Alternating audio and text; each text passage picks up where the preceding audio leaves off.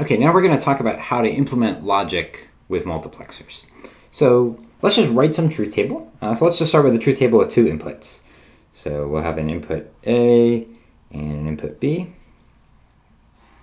and some output which we'll call Y.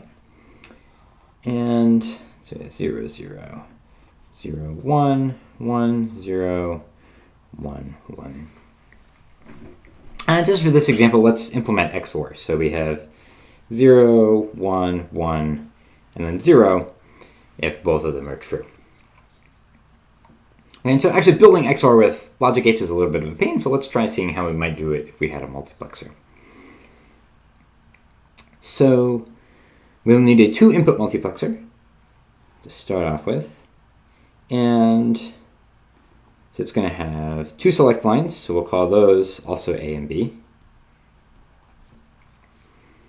And then we've got our output, which is going to be Y. And then we've got 4 inputs, 0, 0, 0, 1, 1, 0, and 1, 1. So those correspond to what the values of A and B. And so if we actually take these signals, A and B, as the inputs to our logic, and connect them to the A and B inputs of the multiplexer, then each of these values here, these combination of values, is going to pick one of the 4 inputs of the multiplexer. And so now what we just have to do is, when A is 0 and B is 0, make sure that whatever this input is here actually is a 0. And so we can do that just by taking this input and connecting it to ground. So we're not going to put a signal here, we're just going to force this wire, whatever this input is, to always be a 0. So whenever A is 0 and B is 0, it's going to pick this D0 data input, and that data input is always just 0. Okay, for the next one, when A is 0 and B is 1, that would be this data 1 input, and that should always be a 1.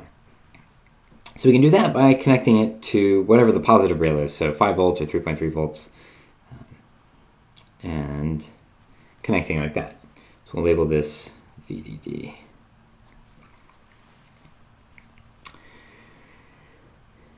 Okay, then what about the next step? So when A is 1 and B is 0, we're going to select this third input. And when A is 1 and B is 0, the Y value output should be a 1. So we'll also connect this to VDD just like the other one. And then finally, if both A and B are 1, then we're going to be selecting from the 4th input of the multiplexer, and we want that to be a 0. So we'll connect that 4th input to 0.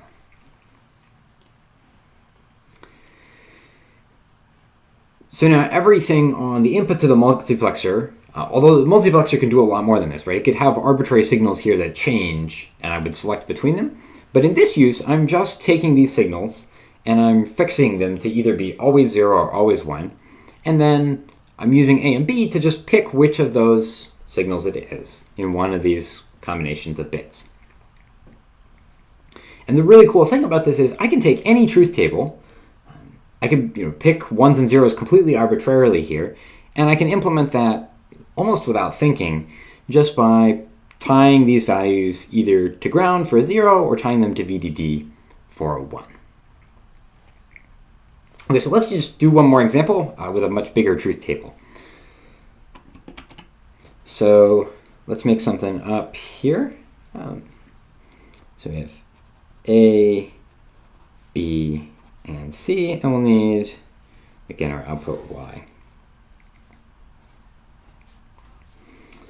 And so 0, 0, 1, 0, 0, 1, 0, 1,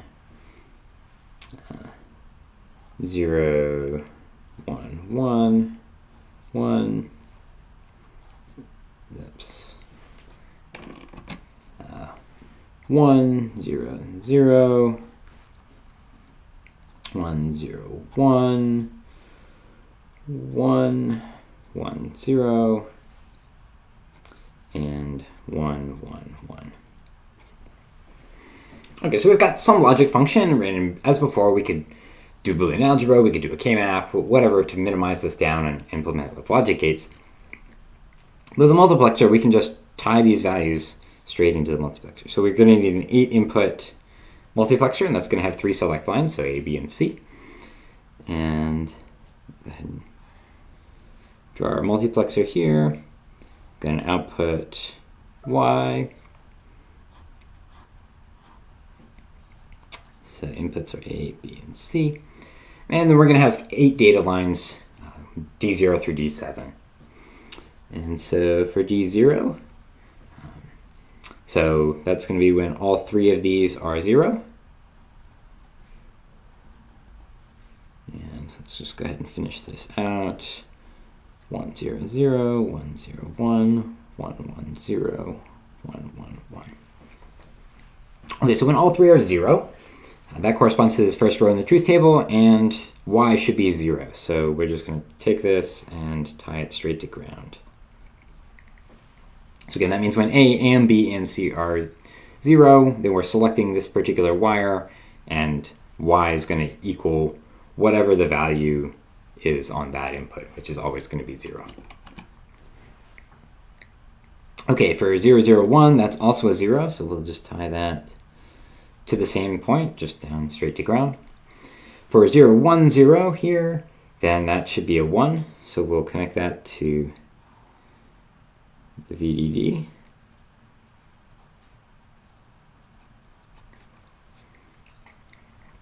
For 0, 1, 1, that's also connected to VDD here. For 1, 0, 0, that's going to be connected to ground. For 1, 0, 1, that's connected to VDD. And for 1, 1, 0, that's also connected to VDD. And then finally, 1, 1, 1 is connected to ground. And so now we've taken our 8-input multiplexer with 3 select lines, and we've just mapped that, taken this arbitrary truth table we just made up and mapped that onto the multiplexer.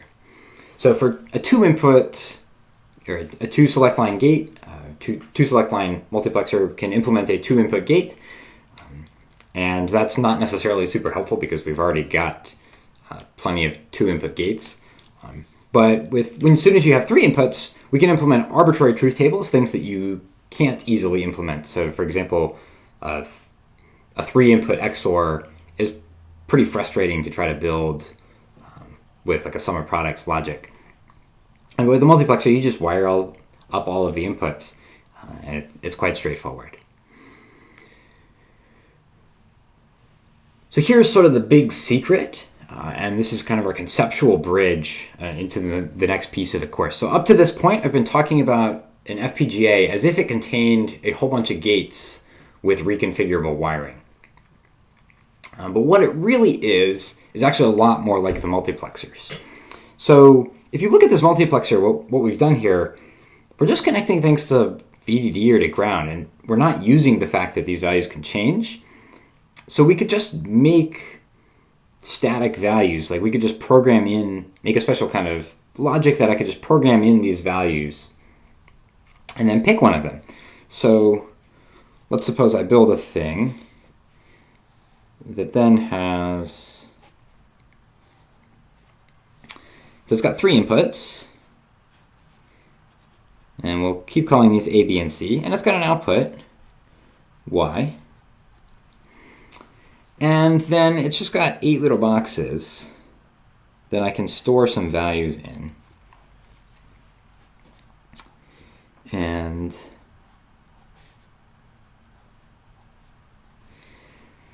then just like this multiplexer, I can pick one of these values, 0, 0, 1, 0, 1, 0, 1, 1. So depending on the values of A and B and C, I'm going to pick one of these 8 boxes, and that's going to be the value of Y.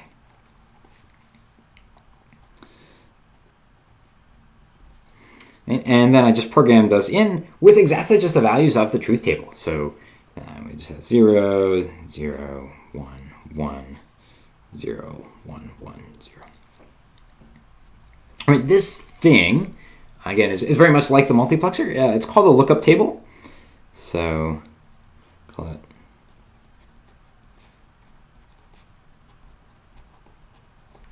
And sometimes you'll see that abbreviated as LUT or LUT. So in particular, if you look at the data sheet for our FPGA, it will say that it has 5,200 LUTs or something like that. And yeah, so the big secret, right, we've been talking about FPGAs as being sort of the sea of logic gates that you can rewire together. But what they really are is a whole sea of lookup tables that you can rewire together. And actually, in fact, they don't just have 3 inputs, they have 4 inputs. So I can create, and there's 16 boxes, so I can create a logic function, an arbitrary logic function of any 4 variables. That could be really horrible to try to minimize on a K-map or something. And I can just program the truth table into this lookup table and implement it straight up without having to do any logic myself. So that's what's really inside an FPGA. And like I said, there's about 5,000 of them that can be then reconfigurably wired together inside the chip and can implement, again, basically any logic function that you want there. And that's going to be our springboard. Next week, we're going to start programming the FPGA using VHDL, or at least learning how to use VHDL to program FPGAs. And now you have a little bit of clue what's going on under the hood.